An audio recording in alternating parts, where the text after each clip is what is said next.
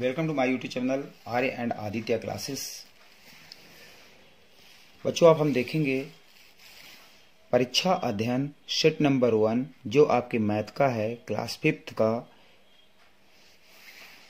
ये last part है। Set number 1 के पूरे क्वेश्चन यहाँ पर कवर हो जाएंगे। बाकी एक्सरसाइज और बाकी क्वेश्चंस जो है मैंने इससे प्रीवियस पार्ट में हमने कवर किए हुए हैं। आप इसको जो है आप उसको देख सकते हैं।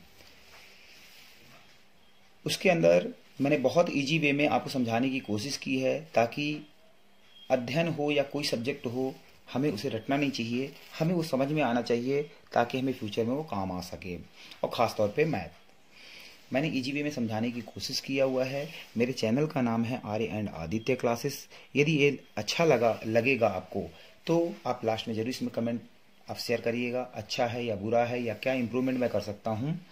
और अपने दोस्तों को शेयर भी करिए, लाइक करिए और सब्सक्राइब करिए ताकि मैं और आपको एग्जाम से पहले मैं ज़्यादा से ज़्यादा वीडियो बना को आपको जो है प्रोवाइड करा सकूं, ताकि आप उसको 2 या 3 बार आप यदि आप सुन लेते हैं तो आपके लिए इतना आप अच्छे परसेंटेज आप जो है 80 एंड अबव जो है आप सिक्योर कर सकते हैं। चलिए शुरू करते हैं ज़्यादा समय ना बर्बाद करते हुए। क्वेश्चन है, पहला क्वेश्चन हमारा देखिए, ये हम यहाँ से यहाँ तक हमारे जो है क्वेश्चन हम कवर करेंगे, तो इसी पे आपको ध्यान देना है। देखिए, if the cost of a pencil, एक पेंसिल की कीमत, कॉस्ट मतलब कीमत, पेंसिल की कीमत जो है 3 रुपये 50 पैसे है, तो 1 डजन पेंसिल की कीमत कितना होगा। पहली बात तो 1 डजन मतलब क्या होता है, DOZEN। डजन का मतलब होता है, जो हिंदी वाले देख रहे हो तो उनको डजन का मतलब होता है दर्जन। यदि हम बनाना भी खरीदते हैं तो एक दर्जन के अंदर 12 आते हैं। तो ध्यान देना, 1 डजन मतलब 12। तो एक की कीमत 3 रुपये 50 पैसे है, तो 12 की कीमत कितनी होगी, सीधा सा क्वेश्चन ये है। तो लिख लीजिए 1 डजन में 12 यूनिट होती हैं। एक पेंसिल की कीमत ये दी हुई है। मल्टीप्लीकेशन में करके आपको दिखा देता हूँ, ध्यान दीजिए। 2 0 0, 2 5 जा 10 और आपका 2 3 जा 6 और ये 7 आ जाएगा। यहाँ क्रॉस लगाते हैं आप, 0 5 और 3, ये प्लस होगा आपका, ये 0 हो गया 0 और ये 12 और ये 42। पॉइंट आपका देखिए यहाँ पर पॉइंट था तो आपने पॉइंट लास्ट से यहाँ पर 2 डिजिट बाद लगा देना है। इस तरह के मल्टीप्लिकेशन में ध्यान देने वाली बातें ये होती हैं, पहले पॉइंट से आप मत डरिए, सीधा आप मल्टीप्लाई कर दीजिए, फिर पॉइंट जितने नंबर बाद है यहाँ लास्ट में आप पॉइंट राइट साइड से आप यहाँ पर मार्क कर दीजिए। तो देखिए ₹42, रुपी को अपन इस सिंबल से दिखाते हैं, तो the cost of the 1 dozen pencil will be ₹42। काफ़ी इजी वे में आपको इस समझ में आ गया होगा। हो सकता है कि यहाँ पर नंबर्स बदल जाएं, डजन की बजाय 1.5 जो है 2 डजन हो जाए, 3 डजन हो गए, तो उसी तरह से आपको जो है मल्टीप्लाई करते जाना है। तो ये क्वेश्चन आपको समझ में आ गया होगा। चलिए नेक्स्ट क्वेश्चन देखते हैं। नेक्स्ट क्वेश्चन का इसका भी बाउंड्री लाइन हम फिक्स कर लेते हैं। देखिए यहां से यहां तक जो है इसको कवर करेंगे।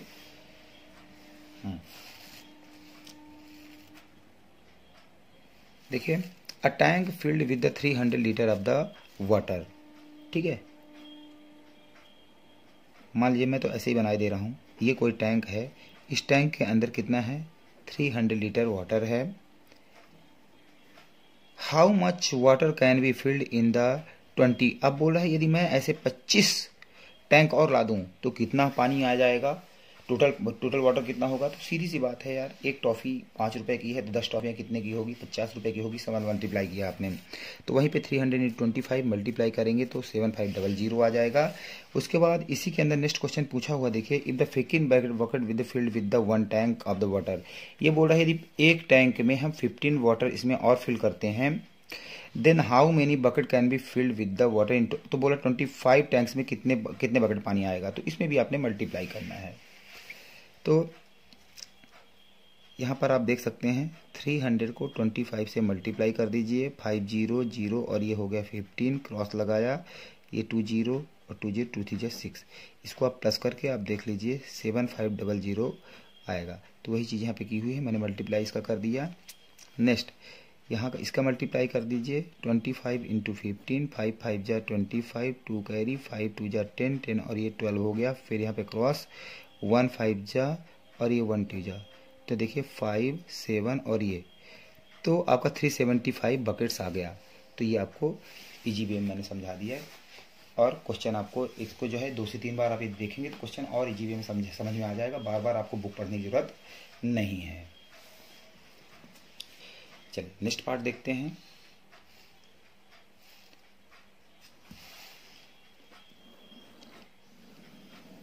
चलिए यहां तक हम क्वेश्चन करेंगे।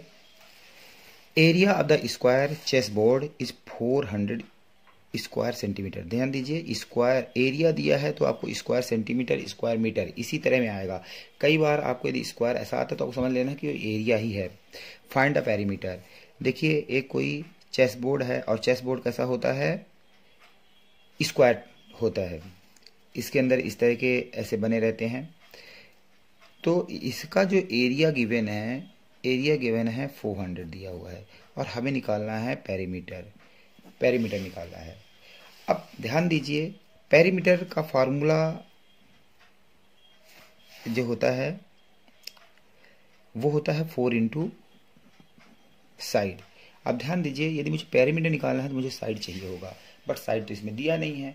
तो साइड तक आपको पहुंचने के लिए आपके लिए इसने एक तरीका दे दिया कि इसने बोला कि भाई एरिया हमने दे दिया आपको 400।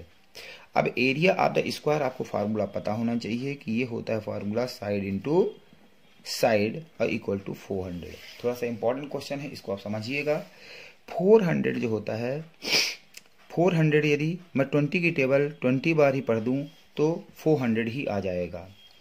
वैसे भी कर सकते हैं 2 2 4 और 2 0 लास्ट में।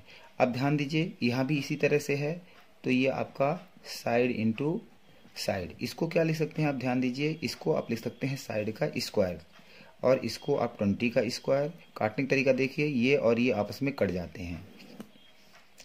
इनकी पावर, इनको एक्सपोनेंट बोलते हैं, हिंदी वाले इसको घात बोलते हैं। इन दोनों को हमने काट दिया। अब यहाँ पर देखिए साइड इक्वल टू आ गया आपका 20 सेंटीमीटर। अब यदि मुझे साइड मिल गया तो अब मेरे ख्याल से मुझे पेरीमीटर निकालने में कोई दिक्कत नहीं है। तो 4 इंटू साइड इसका पेरीमीटर का फॉर्मूला होता है। तो perimeter is equal to 4 into 20 और 24 जो होता है 18 सेंटीमीटर। तो ये वेरी वेरी इंपॉर्टेंट क्वेश्चन था, ठीक है। तो इसको आपने ध्यान देना है, इस तरह क्वेश्चन बहुत सारे आएंगे।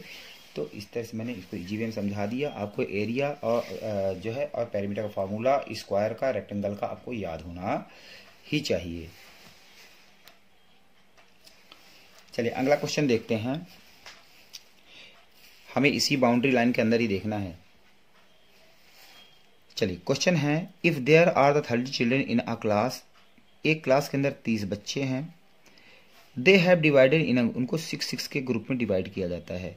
मतलब ये कोई क्लासरूम में 30 बच्चे हैं और इनको ग्रुप बनाना है और एक ग्रुप के अंदर जो है 6 बच्चे होने हैं। तो ये बोल रहा है कि ऐसे कितने ग्रुप होंगे।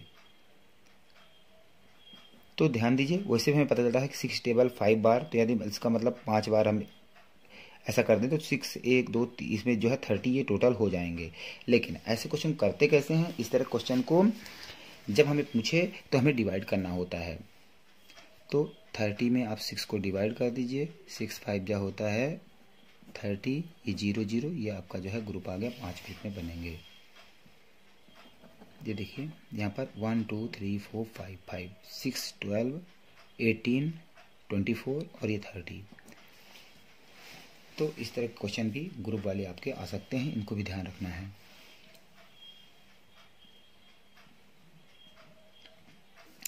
चलिए नेक्स्ट क्वेश्चन देखते हैं।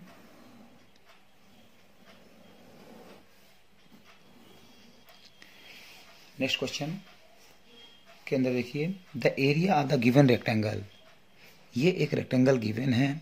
इसका जो एरिया है वो 30 से स्क्वायर सेंटीमीटर है and the area of the big triangle, और इसके अंदर जो बड़ा वाला ट्रायंगल है big triangle is the half of the rectangle, और ये जो इसका बड़े वाले का ट्रायंगल का एरिया है ये क्या है, रेक्टेंगल का हाफ है।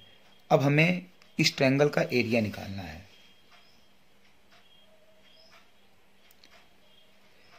तो एरिया ऑफ द ट्रायंगल होता है 1/2 बेस इंटू हाइट। लेकिन यहां पर आपको इन सब चीजों से मतलब नहीं है, आपके इसमें जो है यहां पर एरिया ऑफ द रेक्टेंगल का हाफ है area of the triangle.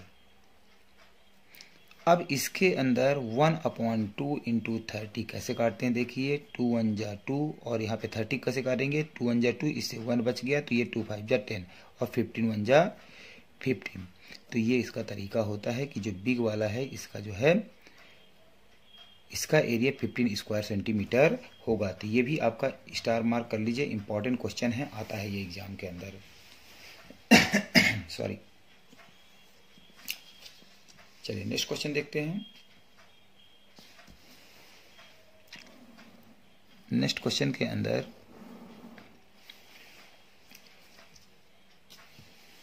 In a school each period is 45 minute. कोई स्कूल है इसमें एक पीरियड जो है कितने का है, 45 मिनट का है। Find the what part of an hour is a period. अब ये बोला कि जो पीरियड है एक घंटे का कितना पार्ट होगा। तो देखिए अब ये मिनट में है तो एक घंटे में कितने मिनट होते हैं, 60 मिनट होते हैं। तो आपको ये पता होना चाहिए time of the each period given है एक आवर में। अब इसको करने का तरीका ये होता है कि जो टोटल होता है, टोटल 60 मिनट है और पार्ट है इसका 45। अब देखिए 45/16,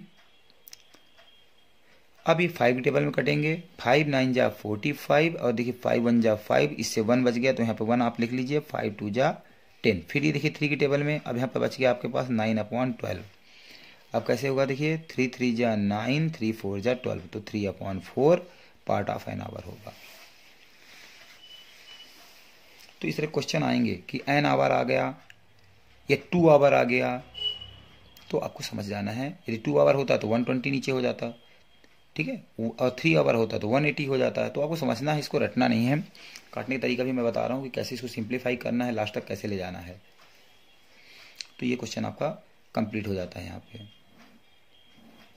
चलिए लास्ट क्वेश्चन इस सेट का हम देखते हैं। यहाँ पर ये सेट नंबर 1 कंप्लीट हो जाएगा।